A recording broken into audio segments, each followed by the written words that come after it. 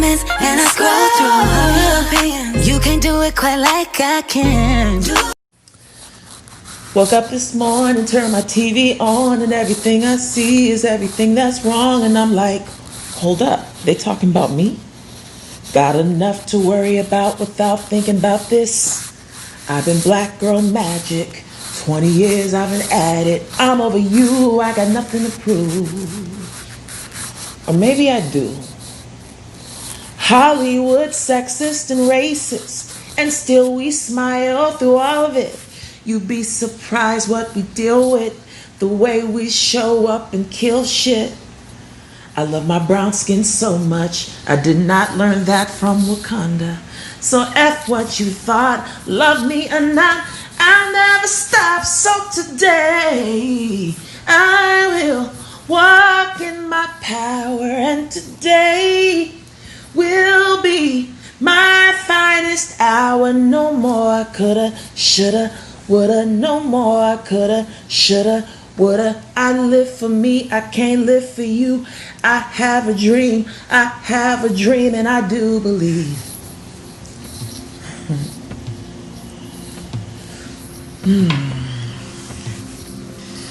Hey Angelica, hey everybody, I am India Arie.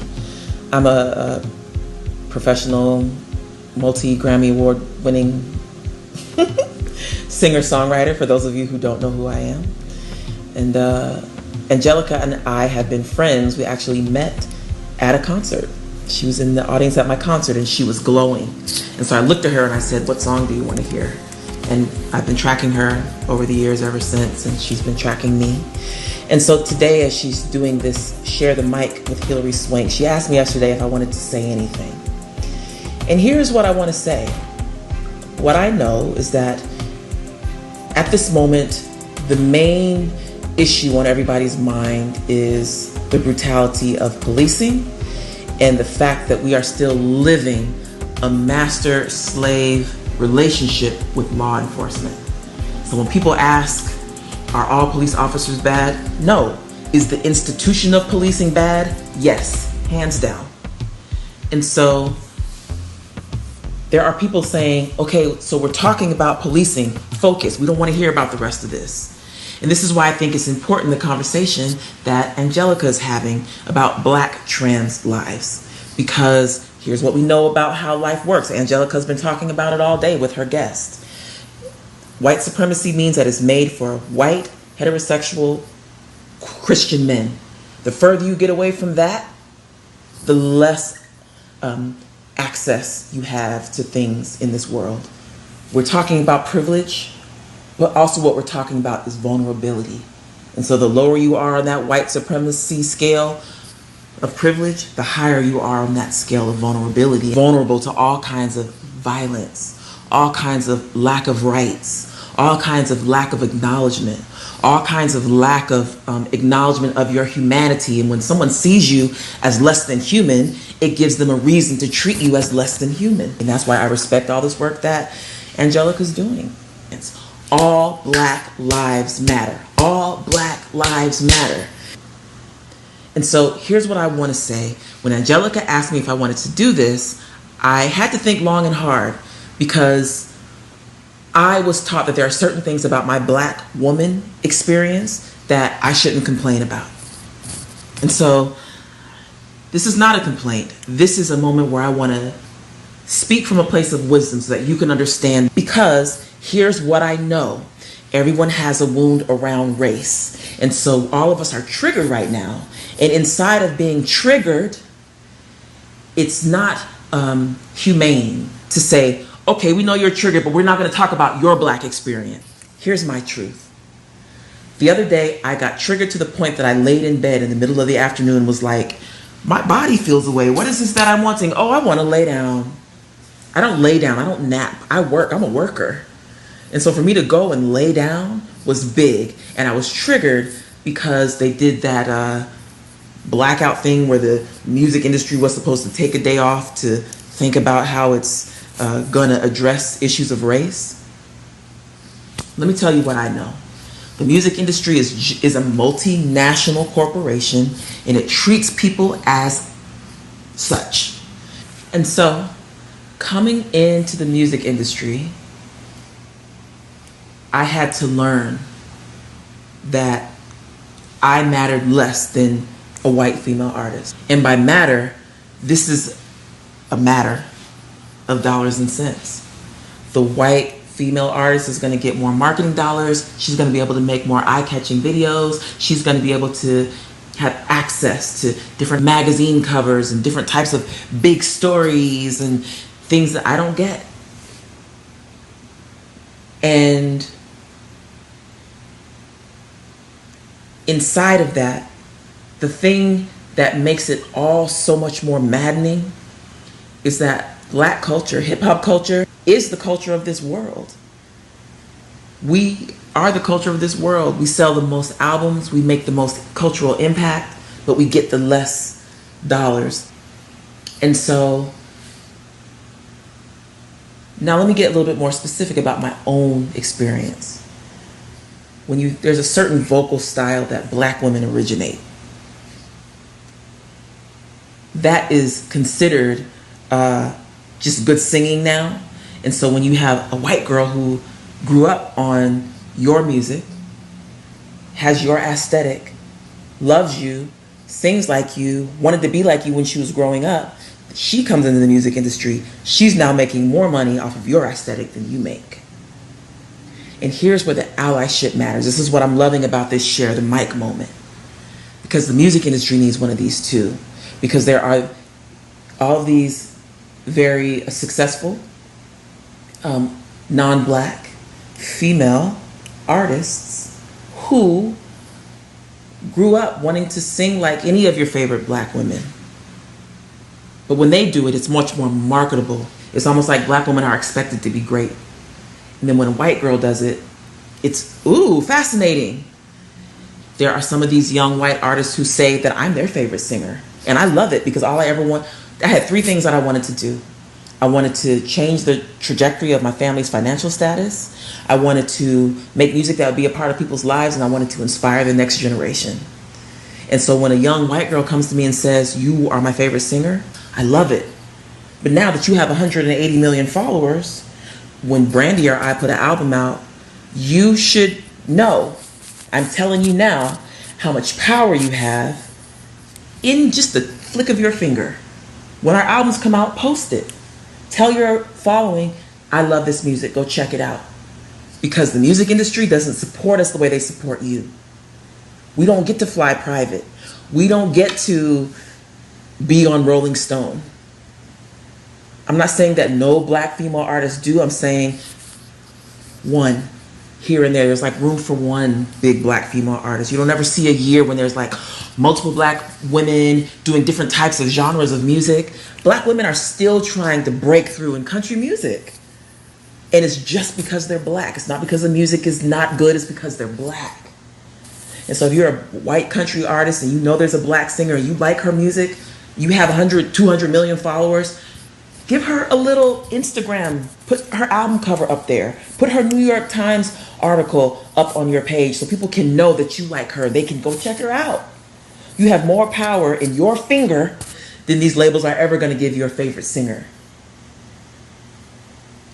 And so I understand that for a lot of people, this is a smaller conversation because it's not life or death. I'm not dying because somebody put their knee on my neck. But for me, from an internal perspective, this is about the death of your spirit and your livelihood. Because when I think about all the things I want to achieve for my family and how hard I have to work to get paid 1/3 of what a white artist would be paid, we want to be paid our fair share for what it is that we offer, for what it is that we work for what it is that we do. We want generational wealth too, just like these white people who run the music industry are making off of our backs, our creativity. We want that same thing. That's not an odd thing to want. To be paid as much as someone else gets paid off of your work. It's hard to be soft enough to make music that you feel is going to heal your people, and to be strong enough to stand up to all the racism and the sexism and the bullshit that comes along with this. And it's not a privilege to be in the music industry. It's the only vehicle there is. And so I'm not trying to say that, forget what I'm not trying to say. What I am saying is that every black person has a wound around race. And this is only one of mine. But if the music industry is going to be blacking out their screens and talking about they're going to take a day to look at how they're going to support Black Lives Matter, you need to confront and rectify your 100+ year history of racism. Or don't even fucking say Black Lives Matter, because you know, to you, they don't.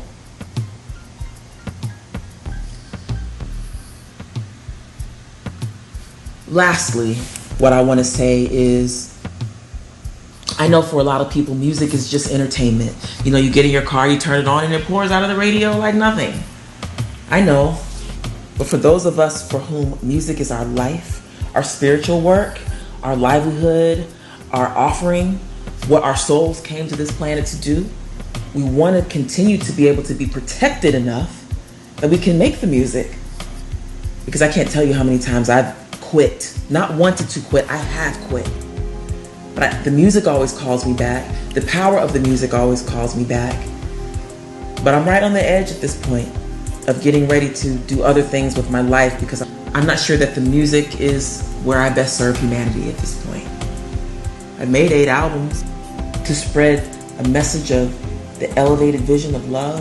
I've done it unwaveringly over 8 albums while being paid less, while combating sexism and racism, while being on airplanes and stress and different illnesses because of the stress. I still make the beautiful music.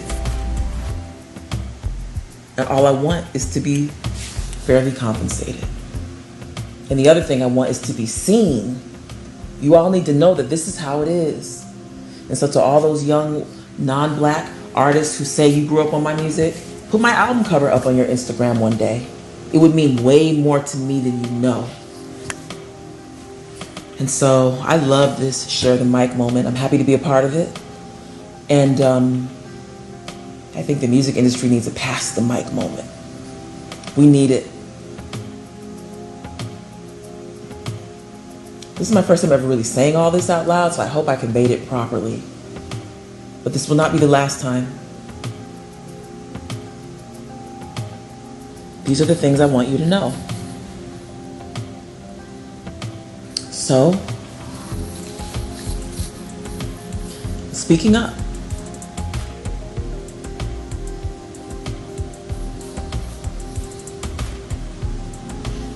I think this is a perfect time for a closing affirmation.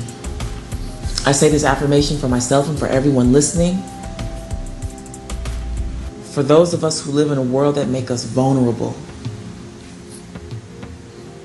to the darker side of humanity, may we know that we carry a light that may not always be easy to shine, but we can do it. And we do it because we were born to do it. And in this time of a spiritual war, where the darkness is coming to challenge the light, we need to shine our lights even brighter than we ever did. And so I stand with you now in affirming our strength, our courage, our wisdom, and our ability to now be the agents of change that this world has trained us to be.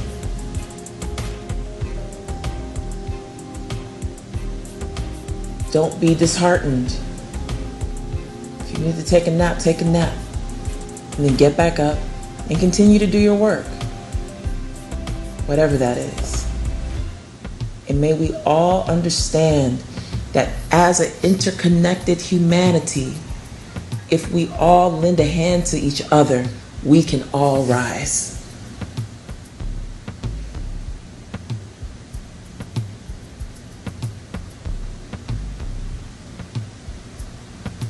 And as our beloved great grandmother ancestor Maya Angelou said, and still I rise. May we still and always rise.